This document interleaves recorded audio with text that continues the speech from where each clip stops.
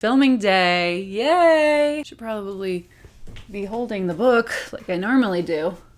Yoink. Okay. Welcome back, friends. Another day, another book club. Let's talk about part 3 from Suzanne Collins' Sunrise on the Reaping. If you missed the recap for parts 1 and 2, you can go back and watch those videos, come back here, we'll be all set. Alright, let's finally finish this and talk about part 3, The Poster, from Sunrise on the Reaping by Suzanne Collins.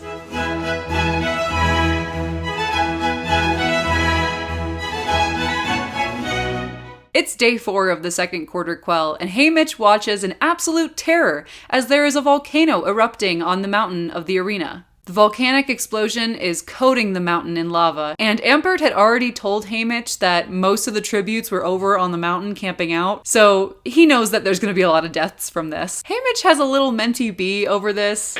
Oh my god! Oh my god! And it does take a while for the after effects of the volcano to calm down. Haymitch is kind of going through it while, ash is coating the arena and everything, so eventually it does rain and wash everything away, making it look exactly like the arena did on day 1. So Haymitch reorients himself and goes off to find where he left his supplies, and he notices that Ampert's skeleton and the spear are gone, but he does find his hammock, his knife, and Ampert's axe. He also still has one of the sunflower tokens. These aren't homemade, they were made in a factory. A bomb factory. They're bombs. He forms a plan to find the second generator and somehow destroy it with his sunflower bomb. As Haymitch is making his way up north in an attempt to find the second generator, he ends up stumbling upon this really tall hedge.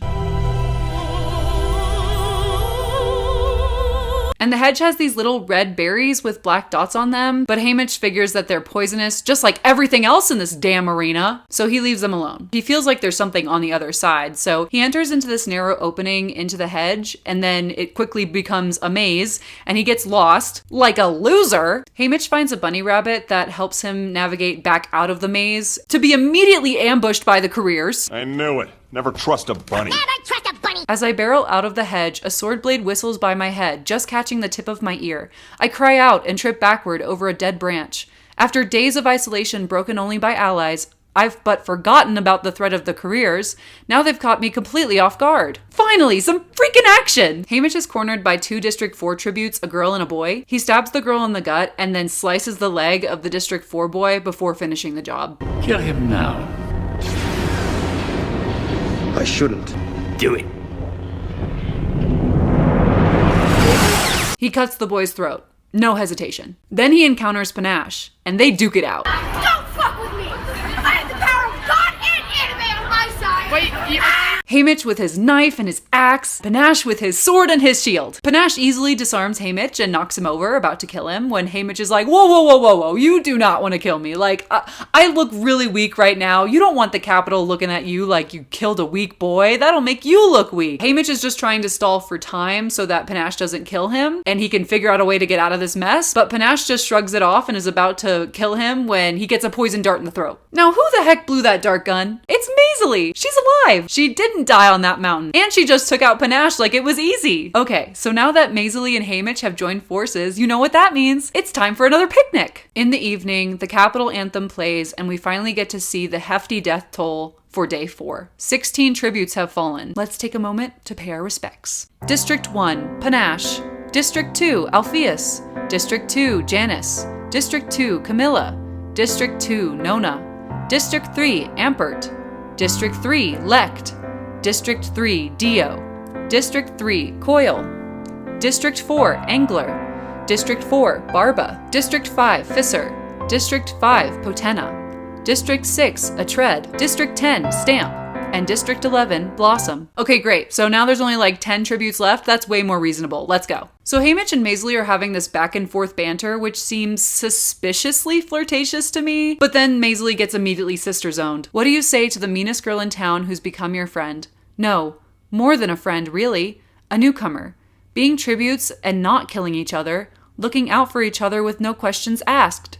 That's family, I guess. So Maisley accepts his proposal of siblinghood. Siblings, siblings, siblings, siblings. The next day, Haymitch and Maisley go off to find anything that the dead careers certainly won't be needing anymore, and they find their stash. And score! A blowtorch! The next thing they do is Say it with me. It's time for another picnic. So did Suzanne get critiqued on how she barely mentioned food in the previous Hunger Games? Because, oh my God, these people are dining. Fine dining. Quick aside, this section of the book has so much dialogue and I feel like it's important, but I don't want to be sitting here for 3 hours. I'm just going to stick with the main plot points for now. I really do recommend reading the book, and this is just like a fun little recap that you can watch after or before. I really don't judge. Anyway, Haymitch convinces Maisley to go to the hedge with him because he feels like it's hiding something, but he doesn't mention the second generator. So they hike back up to the hedge, and Haymitch and Maisley try to cut right through it, but then the red berries sprout little legs, and they start crawling up and down Haymitch and Maisley's arms. So it wasn't berries, it was Ladybug. all up and down my arms. The creatures latch onto the flesh. Within seconds, they inflate to the size of acorns and begin exploding, splattering my face with blood. Maisley and Haymitch are swarmed by these ladybugs, and they have to pluck them off bug by bug. They are there for hours, plucking off ladybugs that are sucking their blood. 2 more cannons go off in the distance. So that means there's 8 tributes left. Maisley suggests heading back to the cornucopia to see if there's more food there. But then they hear a male tribute scream in the distance. Then we have a random quick Katniss cameo. I ditch my pack in a patch of Katniss and we take off toward the disturbance. Does everyone in District 12 know what Katniss, the plant Katniss, looks like? Are they like secret botanists? They find Buck, Chicory, and Hull fighting off a giant porcupine, or as Lenore Dove calls them, quill pigs, but they think it's a baby? And it's the size of a bear. Buck and Chicory are writhing on the ground and they're covered with quills, and Hull is trying to defend himself from the porcupine. So Haymitch throws his axe at the porcupine to try and distract it, but then gets quilled in the nose. So a quill pierces his nose and it inflates to the size of a strawberry. Oh, look, a strawberry. Because they're poisoned. Like literally everything else in this arena. So Haymitch decides to switch up his approach to soothe the porcupine rather than anger it more. And they have these olives left over from their breakfast picnic, so he throws the olives at the porcupine, which it seems to like because it starts eating the tiny fruit. Haymitch then hurls the empty olive jar far into the woods, and the porcupine chases after it. 2 cannons go off, presumably Buck and Chicory, and Maisley tries to save Hull by giving him some of the poison antidote, but then a 3rd cannon goes off. So 5 left, and Haymitch has just become the final boy. I am a man. So we learned that the earlier 2 cannons that went off were for District 7, Ringina. I don't know how to say her name. Ringina. I think it's Ringina. Ringina. And the other one's Autumn. District 7, Ringina. District 7, Autumn. District 10, Buck. District 11, Hull. District 11, Chicory. Before they go to sleep, Maisley tells Haymitch, one of us has to be the worst victor in history. Tear up the scripts, tear down their celebrations, set fire to the victor's village, refuse to play their game. Basically, they're saying instead of letting the Capitol use their blood to paint their poster, Haymitch and Maisley will paint their own. She also starts to sing a lullaby. Ladybug, ladybug, fly away home. Your house is on fire, your children are gone. All except one who answers to Nan. She's hiding under the frying pan. I actually don't know if that's how the tune goes. It's an actual nursery rhyme and I've never heard the tune. Just deal with it, okay? If I got it wrong, then I got it wrong. Oh my gosh. Critics! Maisley's lullaby makes Haymitch dream about burning down the ladybugs with his blowtorch. On day 6, they wake up and have a breakfast picnic. Haymitch is honestly surprised that he's still alive at this point. The threat from President Snow is still on his mind, and he's wondering how President Snow is going to end up killing him in the arena. Haymitch convinces Maisley to go back to the hedge, but she wants to go back to the cornucopia to see if they can try and find Welly, the District 6 newcomer. But they can't do either because they're immediately ambushed by Silka and Marit. So Maisley and Haymitch try to sprint away from them when they fall into a clearing and stumble upon 3 game makers. In that moment, my brain tries to make sense of an incomprehensible image. 2 young game makers in their signature white outfits hunch over an open berm covered in scarlet poppies. A 3rd game maker leans over a mop. By the look on their faces, I know the surprise is mutual. When Marit and Silka catch up, they are equally as confused as to what the heck is going on. All 3 game makers then try to make a break for the ladder that'll lead down into the basement of the arena, and Marit quickly kills one with her trident, Maisley kills another with a poison dart, and then the 3rd game maker goes head first down the hole and falls to her death. And Silka turns to Marit and was like, dude, why the heck did you kill them? They're never gonna let us win now. Right before the 4 tributes can actually attack each other, a hovercraft swoops in and starts dropping these smoke and gas bombs, which allows Maisley and Haymitch to escape as the hovercraft follows Silka and Marit instead. And Maisley is mad at Haymitch. What the hell, Haymitch? Where were you? Why was Marit the only one who had my back? You're supposed to be my ally, not her, not that fish-eating, boot-licking, wish she could pull off pin curls piece of trash. Damn, Maisley. After Maisley cools off, they arrive at the hedge and charge through it using Haymitch's blowtorch while Maisley sings her ladybug lullaby. And they make it to the other side. Hooray! On the other side of the hedge is a cliff. At the bottom of the cliff sits the second generator. Maisley then suggests that since there are only 5 tributes left, they should split up because she doesn't want it to come down to her and Haymitch. Right as she starts to leave, a cannon fires. 4 tributes now. Haymitch then asks Maisley if she's sure she wants to split up. So she hesitates and says, well, I don't want anyone to steal our food, so I'm gonna go back and get the food and then I'll come back and meet you and we'll talk about our options then. So Maisley leaves and Haymitch is trying to figure out how to destroy the second generator at the bottom of a cliff. He kicks a pebble off of the cliff, which immediately bounces back and lands in its exact same spot. He does it again and gets the same result. So it's established that there's a force field protecting the generator, which really pisses off Haymitch because now he has no idea how he's gonna get to it. But Maisley starts screaming and he runs to her to go find out what's going on. She's being attacked by these bubblegum pink long-necked birds with sword beaks, and one bird stabs her in the throat. Oh, gory. So Maisley is clearly going to die from this wound and Haymitch stays with her. Through the rasping of her breath, she attempts to speak, but the last mutt silenced her voice with its wicked beak. Mine seemed silenced as well, as no words of comfort or hope or apology make it out. I just stare into those burning blue eyes, letting her know she's not dying alone. She's with family. She's with me. Guys, I need a minute, okay? I need a minute. This is the worst death for me. Maisley's death was the worst one. I know it might not be for everybody. There are, a lot of deaths going on in this book. It's a book of death, but Maisley is probably the one that hits me the hardest just because she was the one who had the most character development in this book. So Haymitch ends up taking her blowgun and her necklaces as a reminder of her, and he receives a sponsor gift from Mags, strawberry ice cream and coffee. These 2 items are supposed to represent Maisley, and Haymitch sobs as he eats the ice cream. That's what heartbreak does to you. It makes you eat a whole gallon of ice cream. Marit's and Maisley's faces appear in the sky that night, and it's obvious that their deaths were orchestrated because they killed the game makers. Haymitch realizes there's one other newcomer left, Welly from District 6. Haymitch has a desire to protect her like he did with Maisley. Since Haymitch knows that Snow will eventually kill him in the arena, he really wants Welly to win the Hunger Games instead of Silka. Haymitch calls out for Welly and hears the faint sound of a bell. Welly's token was a bicycle bell. She's from the transportation district. Maybe she liked her bike and she wanted to bring the bell. And Haymitch finds Welly hiding up in a tree. She had the shrunken, glassy-eyed look I know from Tough Times in the Seam. Another casualty of the capital's weapon of choice, starvation. So while Haymitch and friends were off eating like kings, Welly was up starving in a tree. Starving. He tries to get her to drink some water, but it just kind of pours out of the side of her mouth, so that's not great. It's also pitch black outside, and Haymitch has a potato. So he finally puts his potato light skills to use, making BT extra proud tonight. And Welly is kind of transfixed by the light.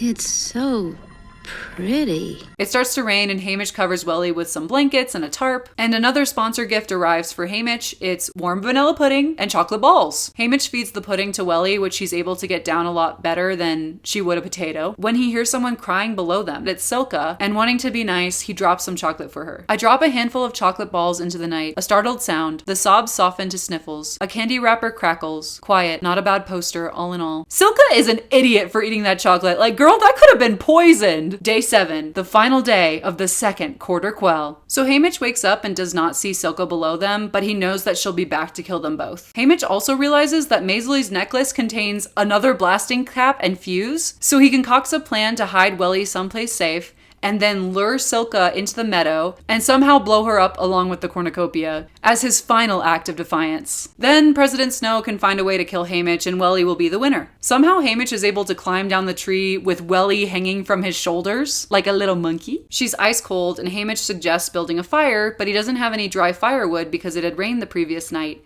So he's like, all right, I have to go off and find some firewood. And Welly's like, bitch, don't leave me. Like, do you see me right now? Do not leave me. And he's like, I gotta go get the firewood. You're gonna die otherwise, and you have to win this thing. So he hides her behind some wild grapevines with Maisley's blowgun. Dude, Welly is as brittle as a freaking leaf right now. You think she's gonna have enough strength to blow into a blow dart if Silka attacks her? Like, Haymitch, you're an idiot. While Haymitch is off searching for dry firewood, he receives another sponsor gift. It's a freaking picnic basket, but inside the basket is a pitcher of milk. It's the exact same pitcher that was in Plutarch's house the one that Haymitch chugged from in order to not let President Snow get any milk earlier. So it's time for some mental gymnastics. This could be a genuine gift from Plutarch and Mags, or it could be an evil message from President Snow, which means that it's probably poisoned. So if it's poison and Haymitch takes it back for Welly to drink to get her strength back up and she dies from it, it will look like betrayal. If he drinks it himself, that'll make him look selfish in this moment and he'll die, leaving Silka in the perfect position to win the games by killing Welly. If he pours it on the ground, it'll look like he doesn't trust the Capitol and that he's selfish for not giving it to Welly. He's still contemplating what he should do when a cannon fires. So he chucks the milk and he runs to Welly, but oh my god, Silka has decapitated her. Ah! I think I'm gonna be sick. And Haymitch is like, that's it, you die today, bitch. I pull the axe from my belt. We're neither of us going home. I will kill her and Snow will kill me. These games will have no victor. The Second Quarter Quell poster. So in the first Hunger Games movie, when Katniss puts the nightlock in Peeta's hand, the movie shows a lot of reaction shots to that. And so we see the head game maker, we see Gale, we see 2 random Capitol people, we see their reactions. And then we see the shot from behind Haymitch's shoulder. Do you think that was on purpose? Haymitch is watching something go down where Katniss is like, the games won't have a victor this year, when he thought of that exact same idea 24 years earlier. Parallels! Parallels! Ladies and gentlemen, it's time for the final showdown. So it's raining, and Silka and Haymitch are going at it axe to axe. Haymitch draws first blood from her leg. She knees him in the balls, he cuts her hip, she slices his thigh, he headbutts her with the butt of his axe and knocks out a couple of her teeth, but then she delivers the final blow. She slices his gut open and gets him in a headlock. In a last-ditch attempt, Haymitch grabs the knife from his belt and swings it over his shoulder, landing straight in her eye.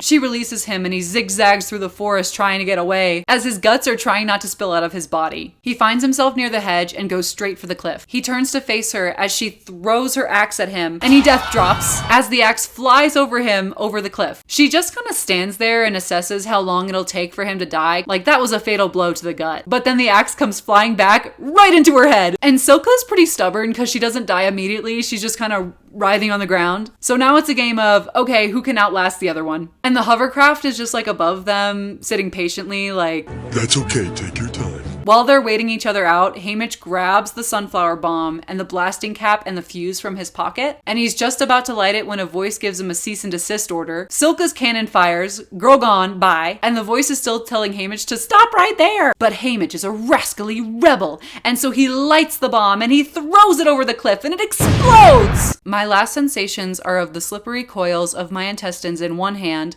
the songbird pressing against my skin, and the earth quaking beneath me. I die happy. Except he doesn't die. The Capitol can't have the victor of the 50th Hunger Games of the Second Quarter Quell dying before he can be celebrated. That would be unprecedented. So they patch him up and keep him locked up in the same place he stayed in before the games until he heals. This gives Haymitch some time to go completely insane. And he's just watching the TV that's in there that only shows previous Hunger Games. And he gets to see Lucy Gray performing after her game, something he's never seen before. And she gestures to someone that's just off the camera. And he realizes it's President Snow. So Haymitch freaks out and violently chucks a chair across the room. And then Peacekeepers, his prep team, and Effie Trinket suddenly materialize in the room and help him get ready for the victor's ceremony. At the ceremony, we see Mags and Wyrus. Mags is in a wheelchair and Wyrus is really twitchy and muttering under her breath, so we know they've been tortured. Haymitch is applauded like a movie star by the Capitol audience. Everyone is then shown a heavily altered version of the reaping ceremony. I want to scream out the truth. A boy's head was blown off. People in District 12 were shot. My reaping was rigged.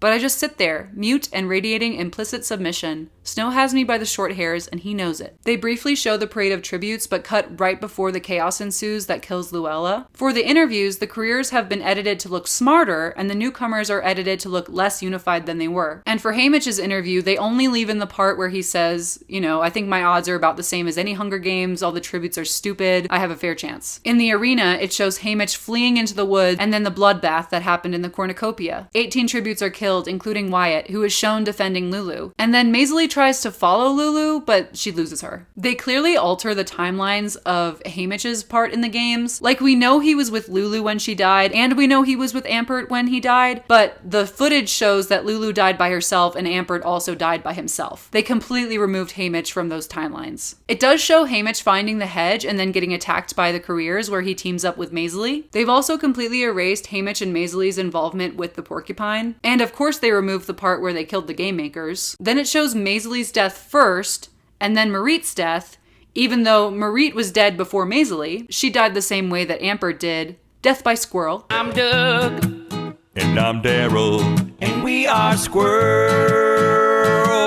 Does no one remember? Do they just not care? I hope those in the districts can still see it as the piece of propaganda it is, but no telling what they've been fed. Then it shows Silka and Haymitch in their final battle, which does include Silka throwing her axe off the cliff and then it bouncing back and hitting her in the face. Silka dies and Haymitch is declared the victor. It doesn't show him trying to light an explosive, and the claw from the hovercraft picks him up, and that's where it ends. The arena is also revealed to be a giant eyeball. So the cornucopia was the pupil, and the meadow surrounding it was the iris, and everything else was the white of the eye. Symbolism! Big Brother is watching! The anthem plays and it ends the recap. And then President Snow comes down and crowns Haymitch as the victor of the Second Quarter Quell.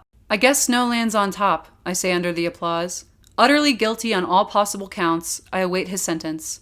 He merely smiles and says, "Enjoy your homecoming." Haymitch is still paraded around the Capitol for another week and a half. At the after party, he's in the center of the room, caged like an animal. They do it for the Capitol's safety, I guess. And people come up to him and like hand feed him food and pose for pictures with him. Haymitch fears for the safety of his family and loved ones back in District 12, so he continues to let the Capitol treat him inhumanely. Nothing you can take from me that was ever worth keeping. You can take several things from me. My ma, my brother, my love, that are the only things worth keeping. Ruh-roh. The train finally arrives back in District 12 at 5 in the morning, and no one is there to greet Haymitch as he arrives. He starts to walk home when he sees a bright light in the distance and smells smoke. Haymitch runs home to find it on fire with his mom and his brother trapped inside. Haymitch tries to break through the crowd in order to save them, but he's pulled back by Burdock and some other people. We've already tried to save them. Astrid then gives him some sleep syrup to help him calm down. So that's 2 of 3 that he just mentioned are the only things worth keeping. So let's check in with Lenore Dove. When we last heard from Lenore Dove, she was on the Peacekeepers base after getting arrested, but she told Haymitch that she was going to be released soon. And that's kind of true if soon is like 4 weeks later. Haymitch tries going to her house to find her, but nobody's home. So then he goes to sit in the meadow, thinking that she'll come through this way at some point, and he finally sees her. But she doesn't see him. She's off by the stream playing with her geese. I guess I didn't mention that before, but she is like a mama to some geese. So she doesn't notice Haymitch waiting in the meadow, but she does find something on the ground and picks it up, and it's Haymitch's bag of gumdrops. You know, all the way from the reaping day, like a month ago. What are they doing here? Haymitch runs to her and finally embraces her, and they're crying and they're hugging and they're kissing. She thanks him for the gumdrops, and in a romantic gesture, he feeds her one. "Here," I say, taking the bag, not that I'm any steadier. I pluck the sweet from the bag and pop it in her mouth. She laughs. "Now you're home? I guess I can eat the others." "What others?" I feed her another gumdrop. "The ones Sid brought me. I put them under my pillow." Red alert! Red alert! Bro just fed her 2 of these gumdrops! So he shakes her violently to try to get her to spit them out, but she's already swallowed the first one. And she understands why he's freaking out, and she tries to make herself vomit, but she's been detained for so long and barely eaten anything that her stomach is completely empty. And as the poison takes her, she makes Haymitch promise to not let the sun rise ever again on the reaping. He said it! He said it! She said the title. Guys, Sunrise on the Reaping. Like, guys, she said the title. Okay, so now Haymitch has officially lost all 3 things he mentioned before that were worth keeping.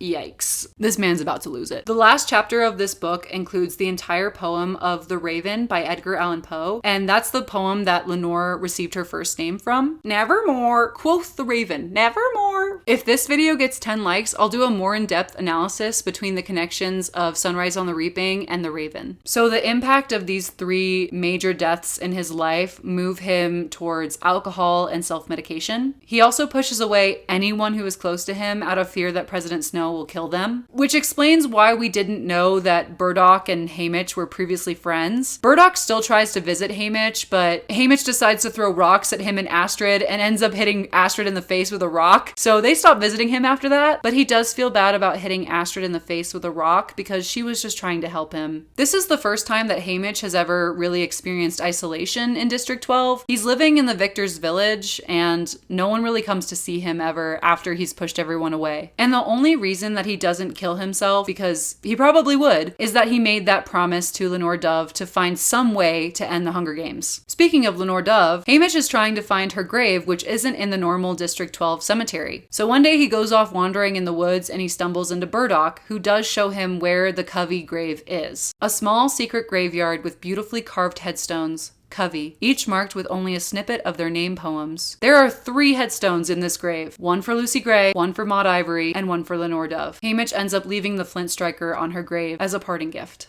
So sometime later, Haymitch has to go on the victory tour through the districts. Effie comes to District 12 and helps him prepare and sympathizes for his family's tragic accident and his girl's appendicitis right after that. So that's what the Capitol was told about these horrific deaths. And Plutarch is there filming everything because it's part of his contract still. And he tells Haymitch that Magno got fired for negligence and Drusilla fell down an escalator and broke her hip, so he suggested that Effie become her replacement. Promotion! In District 11, Plutarch drags Haymitch to the attic of the Justice Building, which is the same location that we see in Catching Fire. I guess this is the only place that they can talk that hasn't been bugged with cameras. Plutarch essentially begs Haymitch not to give up because they need him for a future rebellion, but the face of that rebellion needs to be someone who's luckier than Haymitch and has an army behind them. And I feel like in this moment, even Plutarch doesn't know about District 13 because I feel like he would have mentioned them. Haymitch is pretty mad at Plutarch because Plutarch is the one behind editing all of this propaganda. But then Plutarch fires back and he's like, well, at least I'm still in the game. And the book ends with him still mourning the loss of Lenore Dove, knowing that he needs to go on to end the games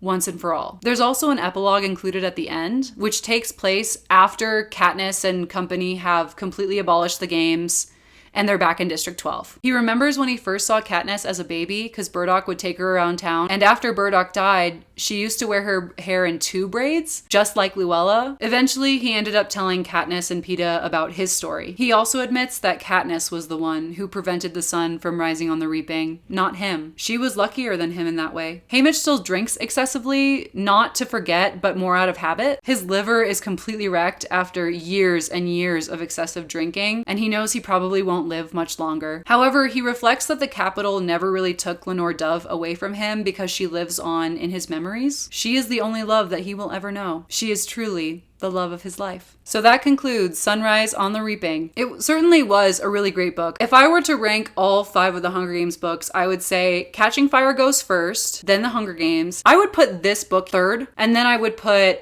Ballad of Songbirds and Snakes and Mockingjay. I really hope that you enjoyed these videos. Please make sure to like, subscribe, and comment your favorite moment from the video down below, or comment your thoughts. What did you think of the book? Did you like it? How would you rate it among the other Hunger Games books? What do you think of the movie announcements? They've already announced the actors for Haymitch, Lenore Dove, Maisley, and Plutarch, and we're still waiting to hear about a few more. Do you want me to talk about the casting announcement and my thoughts on that? I'd love to know in the comments below. So yeah, I'd love to know your thoughts, and thank you so much for watching this video. Can't wait to see you in the next one.